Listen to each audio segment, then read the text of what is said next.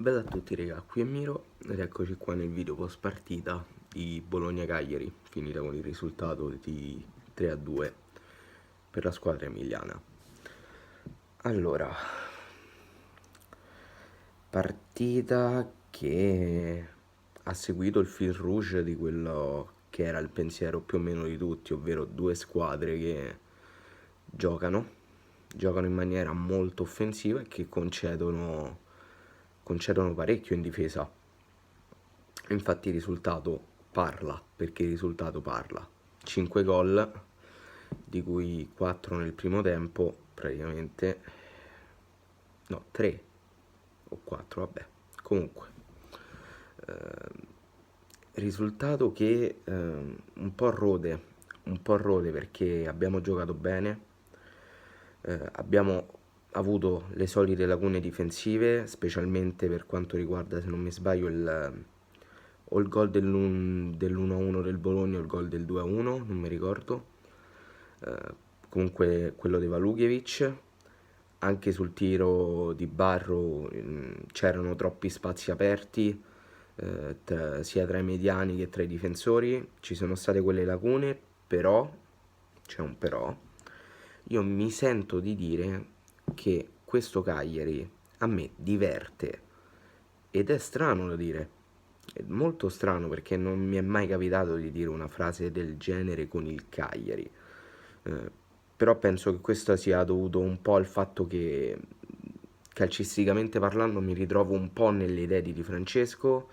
È comunque una squadra che è molto più votata all'attacco rispetto che alla difesa e quindi eh, nel guardarla mi sono divertito e penso che sia stata una partita divertente comunque anche per i tifosi neutrali.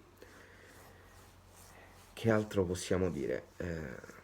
Dispiace perché comunque il Bologna ha giocato bene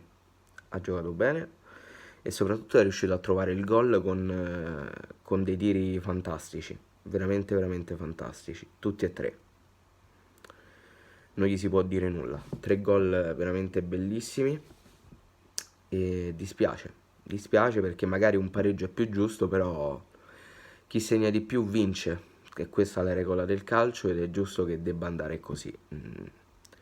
Non sempre vince chi gioca meglio, ma è giusto che vinca chi segna di più. Quindi onore al Bologna. Però parliamo di noi, parliamo di noi. Allora, sono contentissimo di Simeone, veramente contentissimo. Credo sempre di più nel Ciolito, l'ho sempre difeso, sempre portato a spada tratta la croce del ciolismo e così andrò sempre avanti per questa strada perché ritengo che non stiamo parlando ovviamente di un top player, ma stiamo parlando di un signor giocatore che in Serie A può fare benissimo e che è stato criticato giustamente per una stagione andata male con la Fiorentina, ma non significa che quella stagione debba condannargli tutta l'intera carriera, perché molti pensano che comunque Simeone sia un pippone quando in realtà non è assolutamente così, ma per niente. João Pedro che diventa ufficialmente il secondo marcatore in solitaria di tutta la storia del Cagliari, contentissimo per lui, sta funzionando, si vede il cambio di posizionamento perché è tutt'altro giocatore.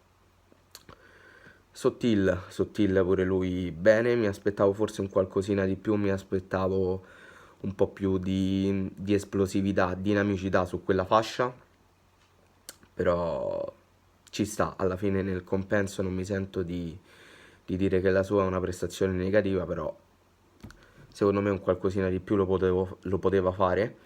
E un ass, ragazzi, un ass è come Sottil, perché comunque sono dei giocatori agili, veloci, però comunque capaci di trovarti la giocata, nonostante questo sono comunque molto tecnici, e ha spaccato la partita un ass, perché da quando è entrato lui ha fatto il devasto, totalmente il devasto.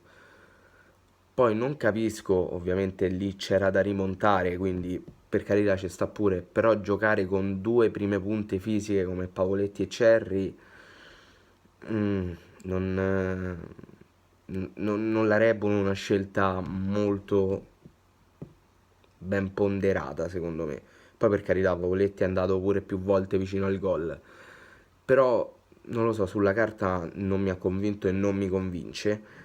Tutto sommato non mi sento di ritenermi deluso da questa sconfitta, sarà perché veramente mi sono divertito tantissimo a guardare il Cagliari, o sarà perché comunque ripongo ancora molte speranze nel mister e nella squadra, ma veramente non mi sento di dire niente. Ovviamente, ripeto, i problemi difensivi ci sono, è inutile negarlo.